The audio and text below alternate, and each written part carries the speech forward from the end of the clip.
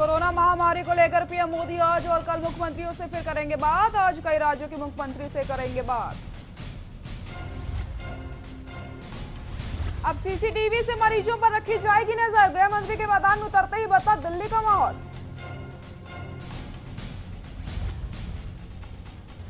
CM Bhupesh Baghel ने किसानों को किया संबोधित। रोका छेका की व्यवस्था करने की अपील। फसलों को सुरक्षित रखने के लिए की अपील। महासमुंद में शोपीस बना ढाक टोल प्लाजा। फास्टैग होते ही दिक्कतों का सामना करना पड़ रहा है। छत्तीसगढ़ में 24 घंटे में मिले 53 नए केस। कोरोना ने ली एक और मरीज की जान। कोरोना मरीजों की संख्या पहुंची 1715। मानसून ने बस्तर के रास्ते रोज में ली एंट्री। कई शहरों में बारिश का अनुमान। मौसम विभाग ने जताया बारिश का अनुमान। आप देख रहे हैं के न्यूज, खबरों का सारथी। रुक करते हैं खबरों का। मुख्यमंत्री भूपेश बघेल ने किसानों को संबोधित करते हुए कहा है कि छत्तीसगढ़ में फसलों को सुरक्षित रखने के लिए रोका छेका हमारे गांवों की पुरानी व्यवस्था है। इसमें खुले में चरने वाले पशुओं पर रोक लगाने का काम किया जाता है। इससे फसलों की सुरक्षा होती है। ये परंपरा आज भी बहुत उपयोगी है। मुख्यमंत्री बघेल ने इस संबंध में किसानों, ग्रामीणों और पंच सरपंचों से आग्रह किया है ताकि गाँवों में 19 तारीख तक रोका छेका की व्यवस्था कर ली जाए, जिससे फसलों को सुरक्षित रखा जा सके। पूरा हो जाए ये साल तौथान के मतलब सदुपयोग करना है। सर्वमन के रोका छेका के सबो किसान भाई बहनी मन ला जय जोहार। बरसात के मौसम आ चुके हैं। किसान मन खेती किसानी के तैयारी शुरू कर चुके हैं। बहुत जन संगवारी मन हा खुर्रावावत करत है, जेकर कर पानी के साधन है वो बढ़ा दे चुके हैं या दे के तैयारी करत है। केवल धान के फसल नहीं बल्कि दलहन तिलहन के भी तैयारी बहुत जोर शोर से चलत है। इस साल बीच बीच में पानी गिरे के कारण से सब किसान भाई मन अकड़ा जुताई कर चुके हैं और किसान मन के मन में भारी उत्साह है। काबर के राजीव गांधी किसान न्याय योजना के एक किस्त मिल चुके हैं। दूसरा किस्त 20 अगस्त के राजीव जी के जयंती के दिन मिली। किसान मन में अपार उत्साह है, उमंग है। वैसे भी नवा फसल लगाते तो बहुत मन में बहुत अपन सपना लेके किसान अपन खेत में जाते और सबके व्यवस्था हम सब लोग मिलके करेंगे। कुछ व्यवस्था है किसान व्यक्तिगत करते, कुछ व्यवस्था है जिला गांव मिलकर करते। व्यक्तिगत तैयारी सब किसान मन अपन अपन खेती किसानी पर, चाहे वो धान पर हो, चाहे मक्का पर हो, चाहे दलहन तिलहन पर हो, सबके तैयारी कर चुके हैं। जिन गांव भर की जिन तैयारी करना है उम्मीद आप सबसे मैं अपील करना चाहता हूँ कि धान ला फसल ला बचाए पर सबसे ज्यादा जरूरी जब अंकुरित होते हमारे अनाज के बीज उस समय उकर देखभाल करे की बहुत आवश्यकता पड़ती। और ऐसा समय में जब मवेशी खुला चरते तो बहुत भारी नुकसान होता, रखवारी की भी समस्या होती। हमारे छत्तीसगढ़ में मवेशी मन के रोका छेका की व्यवस्था है। पार्टियां मन लौकी धर थे, गाँव में प्रबंध होते। ये प्रबंध ला अलग अलग जगह अलग अलग गांव में अलग अलग समय में करते। मैं आप सबसे निवेदन करना चाहता हूँ, छत्तीसगढ़ में हमारे एक नारा दे रहे हैं। आप लोग याद हुई कि छत्तीसगढ़ के 4 चिन्हारी नरवा गरवा घुरवा बारी। इस साल हमन नरवा के संधारण बर नरवा मन ला पुनर्जीवित करे बर 1300 नरवा मन ला हमन ओकर प्रोजेक्ट बनाए हैं। उमें स्ट्रक्चर खड़ा करे हैं। अगले साल भी योजना हमन लगातार चालू रखें। सीएम भूपेश बघेल ने किसानों के नाम संदेश दिया। क्या कुछ प्रमुख बिंदु रहे आपको दिखाते हैं। सीएम भूपेश बघेल का किसानों के नाम संदेश। किसानों, ग्रामीणों और पंच सरपंचों से किया आग्रह। फसलों को सुरक्षित रखने के लिए की अपील। रोका छेका की व्यवस्था करने की अपील। गांव में 19 जून तक व्यवस्था करने के निर्देश। राजीव गांधी किसान न्याय योजना के तहत किश्त किसानों को मिली। दूसरी किश्त राजीव जी की जयंती पर 20 अगस्त को मिलेगी। सीएम भूपेश बघेल ने दिया एक नारा। छत्तीसगढ़ के 4 चिन्हारी, नरवा, गरुआ, घुरुआ और बाड़ी नरवा के संरक्षण और पुनर्जीवित करने के लिए प्रोजेक्ट बनाया। अगले साल भी इस योजना को लगातार चालू रखेंगे। मनरेगा में बहुत से काम हुए हैं, उनमें गौठान निर्माण के काम भी हुए। अभी तक करीब 2200 गौठान का निर्माण हुए। 2800 गौठान निर्माणाधीन है, बहुत जल्द ही वे भी पूरे हो जाएंगे। सरकार की ओर से 10,000 रुपए प्रति माह गौठान को देना तय है। गौठान से रोजगार के अवसर निर्मित होंगे, खाद भी बनेगी। आजीविका की अनेक प्रकार की व्यवस्था की जाएगी। इन गतिविधियों में आप सबको बढ़ चढ़कर हिस्सा लेना है। मुख्यमंत्री भूपेश बघेल ने Chhattisgarh state power transmission companies में सेवारत हुए दिवंगत कर्मियों के 27 आश्रितों को आज अपने निवास कार्यालय में अनुकमा नियुक्ति पत्र दे दिया है। राज्य शासन के इस संवेदनशील पहल से इन परिवारों को काफी राहत मिलेगी। मुख्यमंत्री बघेल ने नवनियुक्त कर्मियों के सुखद जीवन की कामना की है और उन्हें परिवार के अन्य आश्रितों की समुचित देखभाल के लिए प्रेरित किया है। मुख्यमंत्री ने कहा है कि प्रदेश में हो रही तेजी से विकास की धुरी बिजली है। हर्ष की बात है कि बिजली के मामले में छत्तीसगढ़ देश के अग्रणी राज्य में शामिल है। यहाँ कृषि उद्योग जगत सहित घरेलू उपभोक्ताओं के लिए सहज और सस्ती दर पर बिजली उपलब्ध हो रही है। प्रदेश के इतिहास में पहली बार बिजली उपभोक्ताओं को विभिन्न रियायतें दी गई हैं।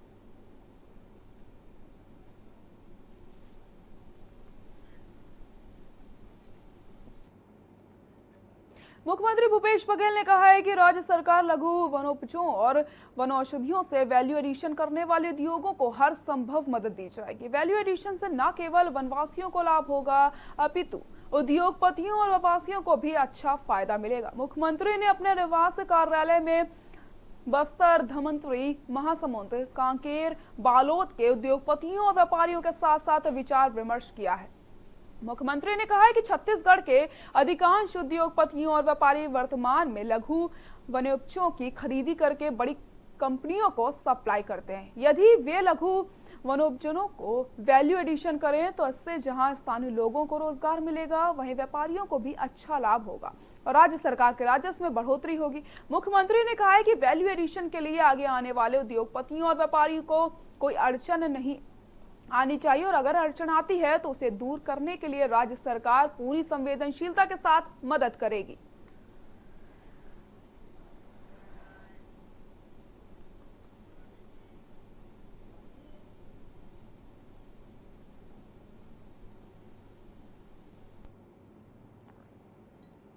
कोरिया नगर पंचायत घोगापानी में 15 जून को वार्ड क्रम 10 के निवासी शिवनारायण चौधरी को कोरोना पॉजिटिव निकला था, जो कि अब पूरी तरीके से ठीक हो चुके हैं और स्वस्थ होने से उपरांत डिस्चार्ज कर उन्हें घर भेज दिया गया है।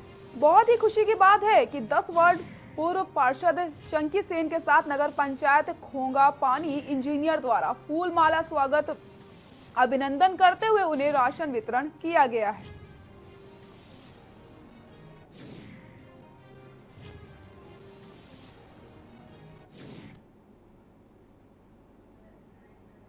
रायगढ़ नगर निगम के आयुक्त द्वारा रायगढ़ शहर को गंदगी मुक्त करने के चला रहे अभियान जारी है। बारिश के दिनों में होने वाली समस्या गंदी पानी और निकासी और नालियों की मरम्मत इत्यादि कामों को लेकर कार्य किया जा रहा है और अपशिष्ट पदार्थों को सही तरीके से निस्तारण करने का रायगढ़ कलेक्टर के निर्देशन के बाद कार्य किए जा रहे हैं और गति दी जा रही है। वहीं रायगढ़ नगर निगम के नव पदस्थ आयुक्त आशुतोष पांडे नेपाल भाषण ने पदभार संभालने के बाद रायगढ़ शहर विकास को लेकर कई रणनीति पर काम करने को बताया है। उन्होंने कहा है कि मेरे पदभार ग्रहण करने के पश्चात मैंने कई जगह निरीक्षण कर लिया है और नगर निगम में लंबित योजनाओं को शुरू किया जाएगा, जिनका लाभ लोगों को नहीं पहुंच पा रहा था। कई ऐसे काम हैं जो शुरू किए जाएंगे। मेरा अनुभव कहता है कि रायगढ़ नगर निगम को बेहतर कार्य कर अच्छा किया जा सकता है। हालांकि पिछले कई काम अभी तक लंबित हैं पर धीमी गति से चल रहे हैं। ऐसे में निरीक्षण कर निर्देशित किया गया है ताकि रिजल्ट शुरू होकर लोगों तक उनका लाभ पहुंचता रहे।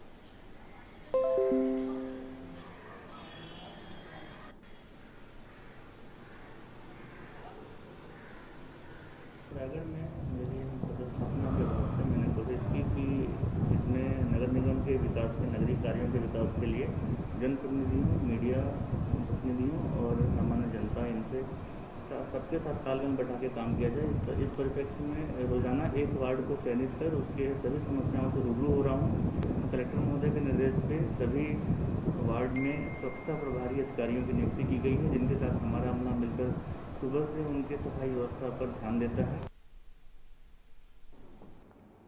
रायगढ़ जिले धर्मजयगढ़ वन मंडल में लगातार हाथियों की दहशत है। लोग घरों से निकलने के लिए डर रहे हैं। दरअसल यहाँ हाथी आए दिन किसी न किसी को मौत के घाट उतार देते हैं। ऐसा कोई दिन नहीं जाता जहां लोगों की मृत्यु ना हो रही हो।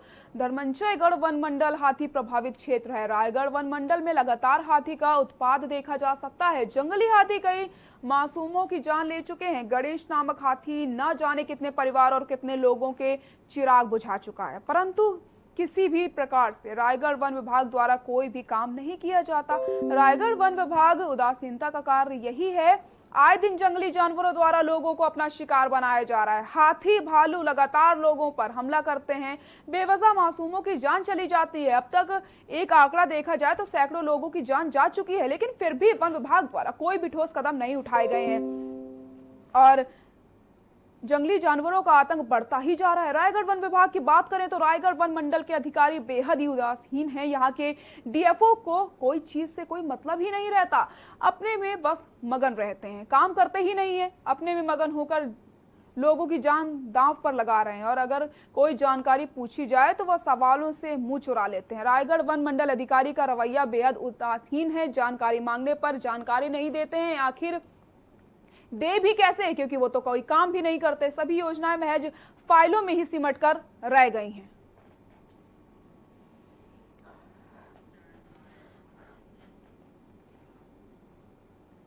बिलासपुर के तारबहार थाना क्षेत्र के चाकूबाजी की घटना सामने आई है। इस घटना में एक युवक के शरीर में कई जगह चोटें आई हैं, जिसे तत्काल एक निजी अस्पताल में भर्ती करवाया गया, जहां उसका उपचार जारी है। वहीं पीड़ित युवक के भाई के द्वारा तारबहार थाने में रिपोर्ट दर्ज करवा दी गई है। मामले की गंभीरता को देखते हुए थाना प्रभारी प्रदीप आर्य के तत्परता से चंद घंटे में ही आरोपियों को पकड़ लिया गया।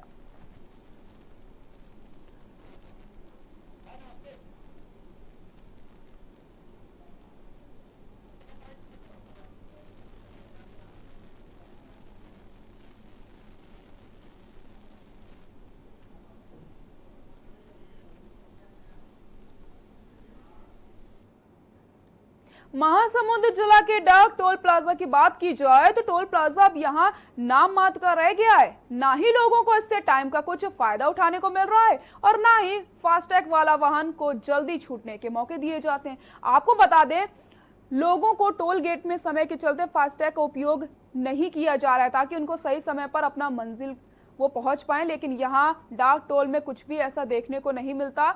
आप देख सकते हैं, ट्रक चालक ने बताई है 10 से 15 मिनट तक फास्टैग लगा गाड़ी को खड़ा रखा जाता है। डाक टोल के मुख्य कार्यकर्ता प्रवीण शर्मा से फोन में संपर्क करने से फोन में स्पीकर नहीं किया करता। यहाँ ना ही ठीक से कोई कर्मचारी है और ना ही कोई काम किया जाता है।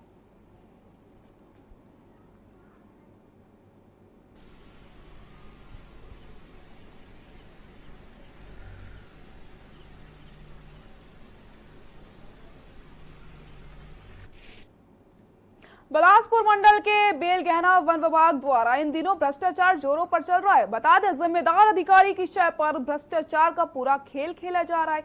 बेलगहना वन विभाग के अंतर्गत ग्रामीण क्षेत्र के ग्राम पंचायत कुदरत के जंगल के अंदर चिखला डबरी कोहा नाला पर बन रहे चेक डैम में भारी गुणवत्ता जारी है और आपको बता दें, जिसका जीता जागता उदाहरण सामने दिखाई दिया है। चेक डैम का अभी तक काम पूरा नहीं हो पाया है।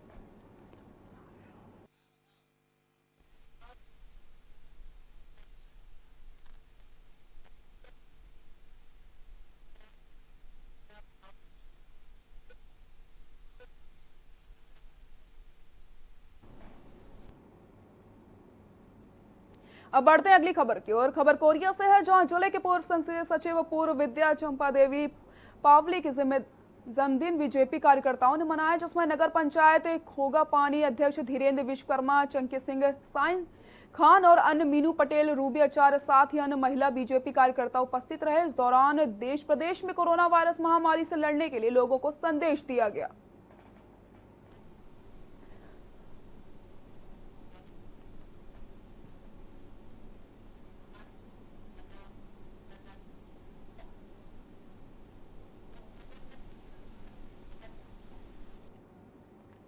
कोरबा में दुकान के सामने काम कर रहे युवक पर काल बनकर बुलडोजर सामने आ गया, जिसकी चपेट में आने से वो गंभीर रूप से घायल हो गया। बता दें कि कुसमुंडा थाना क्षेत्र के अंतर्गत कुसमुंडा बाकी मोंगरा के कुचैना मोड़ पर सड़क किनारे स्थित दुकान के सामने टाइल्स लगा रहे मामा भांजे के ऊपर अनियंत्रित बुलडोजर चढ़ गया, जिसमें मामा बाल बाल बच गए, लेकिन भांजा उसकी चपेट में आ गया। वहीं सूचना पर पहुंची पुलिस ने सक्रियता दिखाते हुए तत्काल आरोपी ड्राइवर को पकड़ लिया है।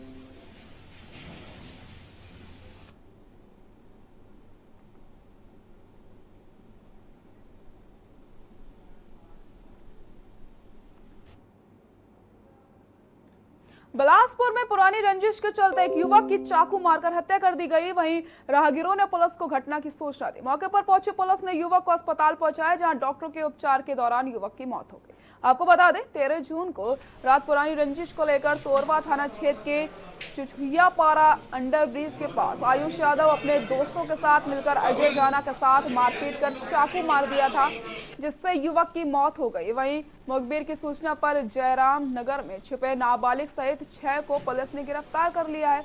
वहीं पकड़े गए आरोपियों के पास से पुलिस ने चाकू एवं मोटरसाइकिल बरामद करी।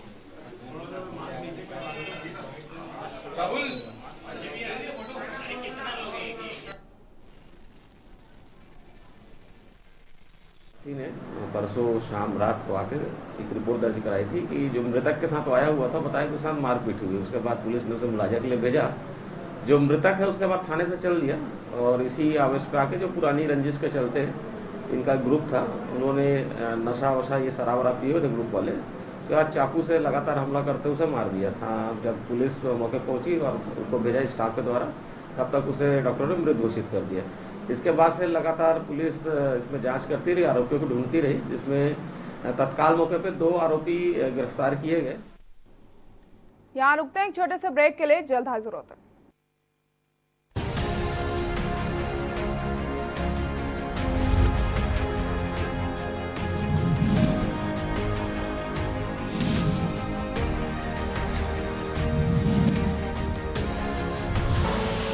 आप देख रहे हैं के न्यूज, खबरों का सारथी। उत्तराखंड के पूर्व मुख्यमंत्री हरीश रावत और उत्तराखंड के शासकीय प्रवक्ता मदन कौशिक के साथ खास चर्चा दोपहर 2:30 बजे सिर्फ के न्यूज इंडिया पर। You know it's only a drill, and yet you train like it is the real thing. Because one day, at a second's notice, it will be. One day, you'll come together as an invincible team.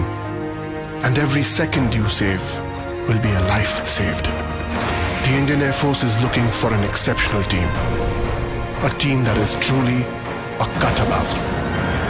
Join the Indian Air Force to be a cut above.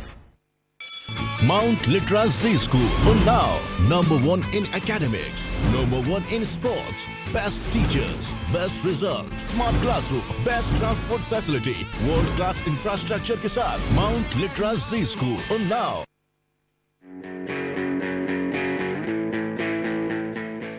Online admissions in CMS for nursery to class 9 and provisional admission in class 11 are open at www.cmseducation.org. Online classes in CMS from class 9 to 12 will continue till government reopens schools. Online CMS summer camp nursery to class 8 will run until 30th of June, and from 1st of July 2020 regular online classes from nursery to 12th will continue till government reopens schools. खुदी को आज़माया है तो ये अंदाज आया है, खुदी को आज़माया है तो ये अंदाज आया है। तुम में भी मैं हूं, शुद्ध प्लस पान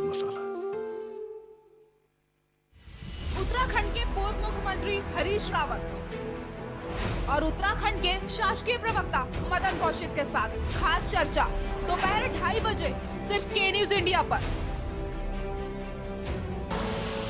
आप देख रहे हैं के न्यूज, खबरों का सारथी।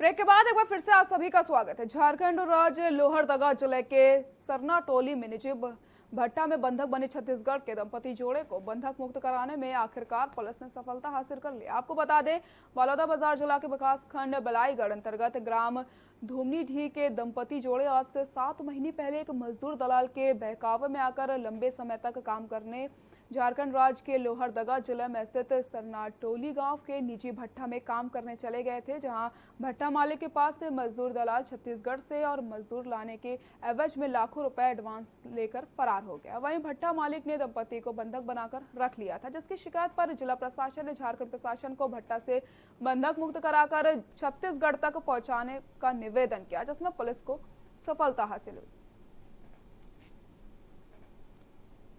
सरदार हमला हेड़ास पाली के लिए ले जा रही से कि भाई वहाँ चला और अच्छी तरीके से कमा, अधिक पैसा कमा और पहले तुम्हारा एडवांस दे दिए, यही ऐसे करके हमला ले करके गे रही से और कुछ दिन रख करके हमला और बाद वहाँ से पैसा उठा ली से और लेबर लेके आखिर ऐसे कह के और हमला छोड़ के ऐसे और बाद में नहीं गए जाबे नहीं करीस। कोरोना संकट के दौर में देश के स्वास्थ्य तंत्र की खामियां उजागर हो रहे हैं। जब महामारी में स्वास्थ्य सेवाएं प्राथमिकता पर हैं, तो ऐसे वक्त में हमारे देश में कई जगह लोग आधारभूत स्वास्थ्य सेवाएं पाने के लिए जूझ रहे हैं। महाराष्ट्र जब कोरोना महामारी से बुरी तरीके से त्रस्त है और अस्पतालों में मरीजों के बेड नहीं मिल रहे हैं, वहां जलगांव के मेडिकल कॉलेज अस्पताल में बारिश का पानी भर जाने पर लापरवाही देखी जा सकती है। अस्पताल में बारिश का पानी भरने का एक वीडियो सामने आया, देखिए पूरी रिपोर्ट। देश के स्वास्थ्य तंत्र की कमियां उजागर, कोरोना काल में अस्पताल का तालाब जैसा हाल, इमरजेंसी वार्ड तक घुस गया बारिश का पानी, बेड स्ट्रेचर पर बेबस दिखे मरीज, स्टाफ भी हैरान। कोरोना संकट के दौर में देश के स्वास्थ्य तंत्र की कमियां उजागर हो गई हैं। जब महामारी में स्वास्थ्य सेवाएं प्राथमिकता पर हैं, तो ऐसे वक्त में हमारे देश में कई जगह लोग आधारभूत स्वास्थ्य सेवाएं पाने के लिए जूझ रहे हैं। महाराष्ट्र जब कोरोना महामारी से बुरी तरह से त्रस्त है और अस्पतालों में मरीजों को बेड नहीं मिल पा रहे हैं, वहां जलगांव के मेडिकल कॉलेज अस्पताल में बारिश का पानी भर जाना घोर लापरवाही माना जाएगा। अस्पताल में बारिश का पानी भरने का एक वीडियो भी सामने आया है। इसमें दिखाई दे रहा है कि बारिश का गंदा पानी तेज रफ्तार से अस्पताल के इमरजेंसी वार्ड में भरा रहा, जिसके चलते इमरजेंसी वार्ड में करीब घुटनों तक पानी भर गया, जिससे मरीज और स्टाफ के सदस्य बेबस दिखे। महाराष्ट्र के जलगांव में एक अस्पताल में बारिश का पानी भरने का मामला सामने आया। बता दें कि बारिश का पानी इमरजेंसी वार्ड तक पहुंच गया और स्थिति बिगड़ने पर इमरजेंसी वार्ड में भर्ती मरीजों को सुरक्षित जगह पहुंचाना पड़ा। ये घटना जलगांव के doctor Ullas Patil medical college and hospital की है। मेडिकल कॉलेज के रजिस्ट्रार डॉक्टर प्रमोद बिरूड ने बताया कि घटना के वक्त अस्पताल में रेजिडेंट डॉक्टर्स और स्टाफ के सदस्य मौजूद थे। 7 से 8 मरीज इमरजेंसी वार्ड में भर्ती थे, जिन्हें सुरक्षित स्थान पर शिफ्ट कर दिया गया है। महाराष्ट्र में मानसून के आने के साथ ही भारी बारिश का दौर शुरू हो गया है। बता दें कि महाराष्ट्र में कोरोना मरीजों की कुल संख्या 1 लाख के पार चली गई है। अकेले मुंबई में 58,000 से ज्यादा मामले सामने आ चुके हैं। महाराष्ट्र में कोरोना से अब तक 3,950 लोगों की मौत हो चुकी है। डेस्क रिपोर्ट, के न्यूज इंडिया।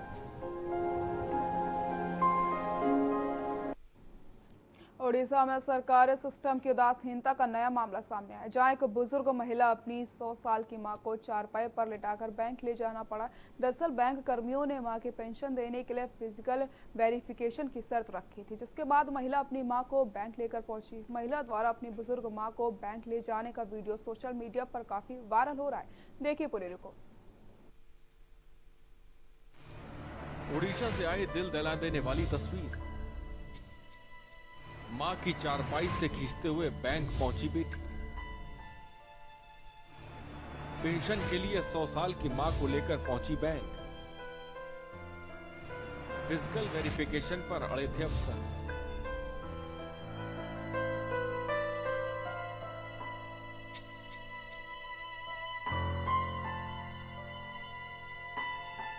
ये तस्वीर भारत देश की है। ये तस्वीर है एक माँ की। ये तस्वीर है एक बेटी की जिसे देख कलेजा थम सा जाए। अक्सर सुना होगा कि खिलती हुई कलियां हैं बेटियां, माँ बाप का दर्द समझती हैं बेटियां। ये कहावत एकदम ठीक बैठती है इस तस्वीर पर। जी हाँ, ये तस्वीर है उड़ीसा की।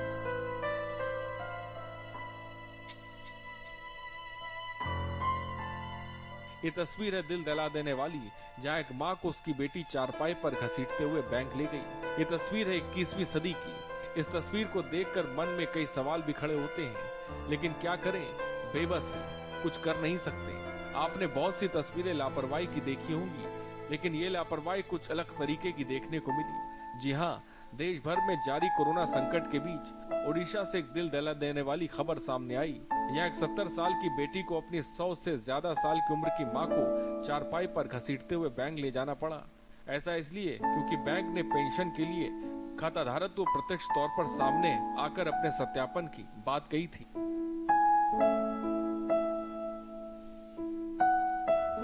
ये हैरान कर देने वाली घटना 11 जून की है और ये मामला ओडिशा के नौपाड़ा जिले से जुड़ा है। मां की पहचान लाबे बघेल के तौर पर हुई है। मां बेटी नौपाड़ा जिले के खरियार ब्लॉक के बारागान गांव के रहने वाले हैं। मिली जानकारी के अनुसार महिला ने अपनी बेटी गुंजा देई को अपने पेंशन खाते से 1500 रुपए निकालने के लिए बैंक भेजा था। बैंक अधिकारी ने हालांकि पेंशन के पैसे देने से इनकार कर दिया और खाताधारक को प्रत्यक्ष तौर पर बैंक में लाने को कहा। ऐसे में 70 साल की उम्र वाली गुंजा के सामने अपनी मां को चारपाई से खींचते हुए बैंक लाने के अलावा और कई विकल्प नहीं थे। गुंजा जैसे ही अपनी मां के साथ बैंक पहुंची, बैंक कर्मी ने महिला की हालत देखते हुए तुरंत पैसे जारी किए। इस बीच एक बड़ा सवाल खड़ा होता है कि सरकार तो लाख दावे करती है कि आम जनता तक हर योजना पहुंचती है, लेकिन इसकी जमीनी हकीकत कुछ और ही बयां होती। बता दें कि मोदी सरकार के पहले कार्यकाल में जनधन योजना शुरू हुई थी। इस योजना के तहत देश के लोगों का बैंक खाता जीरो बैलेंस पर पोस्ट ऑफिस और राष्ट्रीयकृत बैंकों में खोला गया था। देश में अब तक 38 करोड़ जनधन बैंक खाते खोले जा चुके हैं। लॉकडाउन के समय में सरकार ने गरीबों की आर्थिक मदद के लिए इन जनधन खातों में कुछ सहायता राशि भी भेजी है। डेस्क रिपोर्ट, के न्यूज। बुलेटिन में फिलहाल के लिए इतना ही। देखते रहिए के न्यूज इंडिया। नमस्कार।